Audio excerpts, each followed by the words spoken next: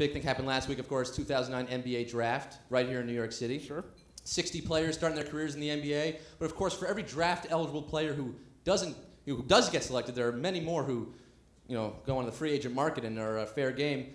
We actually managed to get one of these free agents on the show to talk about the process, explain what it's like to be drafted. Apparently, he's been through it a couple times. Let's bring him out here. Everyone, Aaron Glaser. Aaron Glaser? Oh. What up?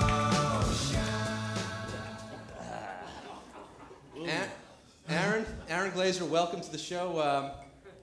Now, 2009 draft came and went. Yeah. You didn't get picked. No, I didn't. I'll be honest, I was reading all the blogs, the mock drafts. I didn't see your name mentioned in any of them. Getting passed up can't come as much of a surprise, can it? Scotty, I'll be honest. I've entered myself into the NBA draft for the past 12 years, and it comes as a fucking shock every time. 12 years? Yeah. Listen, I don't know you at all. I've never seen you play. No, you don't. Never. Don't you think after 12 years, maybe you might be past your prime? Past my prime? Man, I haven't even reached my prime. See, I'm what the scouts call a late bloomer, a Steve Carell, if you will. All right? Man, I'm not going to hang it up. You haven't even seen the best of me yet. Really? Yeah. Now, let's talk about the best of you, I guess. It says here that you played basketball here for Israel. You've been playing in Israel for the past 4 years. Yeah. Well, there's some good competition in Israel. Yeah. Guy got drafted, I think, Omri Caspi. Omri Caspi, yeah. Sacramento Kings, I sure. know him. We went to Hebrew school together. Really? Yeah. So what's it like playing basketball in Israel, was it? Well, every Tuesday at around 4, me and a couple of guys from a falafel hut, that's where I work, we get together and we play a pickup game. Sometimes we got to leave the court early because the yeshiva middle school team uses the same court.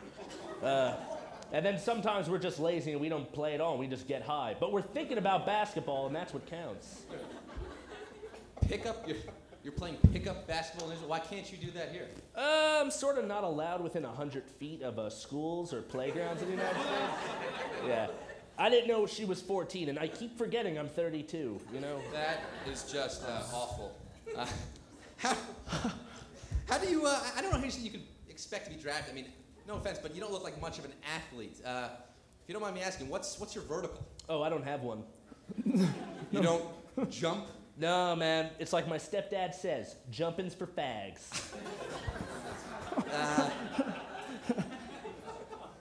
Stepdad sounds like a cool guy.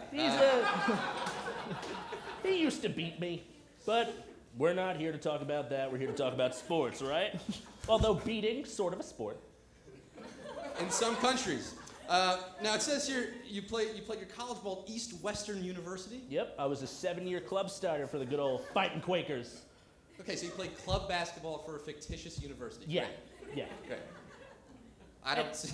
I mean, yes, it's a fake university, but I was a fucking god there, man. I was a 2-sport athlete, basketball and vomiting. They had to cut vomiting in our school, Title IX. Yeah. Why don't you take us back to your first draft, the first draft you entered? My first draft, all right. It was back in 1998. Clinton 1 was in the White House, or more specifically, he was in a certain intern. Hey-o! You're still making Monica Lewinsky jokes? Ah, they're never not funny. All right. It was 1998. The Clips had the #1 pick, and according to my stepfather/agent, he said they were choosing between me and Michael Olowokandi. And who did they end up going with? Olowokandi. Olowokandi, the Candy Man, perhaps the biggest bust in NBA history. I've averaged more rebounds per season than the Candy Man. Really? Yeah, I've hooked up with more girls coming off of bad breakups than he has. It's also why I have so many illegitimate children. Can I take a moment to say hi to my kids? Sure. Hey, Afreem, Armand, Ari, Avi, Arash, Amir, Reggie, go to bed, you little fuckers. There's no cameras here, but... All right, whatever. So, another draft day in the books, Aaron. What are your plans now? Well, I'm going to hang around New York. I'm going to meet with several teams. Just yesterday, I met with Knicks head coach Mike D'Antoni. Did you? Yeah, for 30 seconds, and then they forcibly removed me from the Fuddruckers where he was eating. Yeah, but you know what? While I'm here, I'd like to take this opportunity to announce my eligibility for the 2010 NBA Draft. Really? Another Yeah. draft. I mean, hey, I've been staying in shape. Yeah? You know, I've been eating at Michael Jordan's Steakhouse 3 times a day. It's expensive. I'm still at my collegiate playing weight, although I've shrunk several inches. How is that even possible? It happens. And you know what, man? I'm just ready to take it to the next level. You know what I mean? Yeah, and if the basketball doesn't pan out, then what? I can still fall back on my vomiting. Okay. I guess so. Perpetually undrafted free agent Aaron Glaser. Man's persistent. Yeah, I mean, hey, Not sure. would you happen to know any playgrounds around here? Not as educational as I thought that would I never would have pegged D'Antoni for a Fuddruckers guy. be. Yeah. More of a TGI Fridays.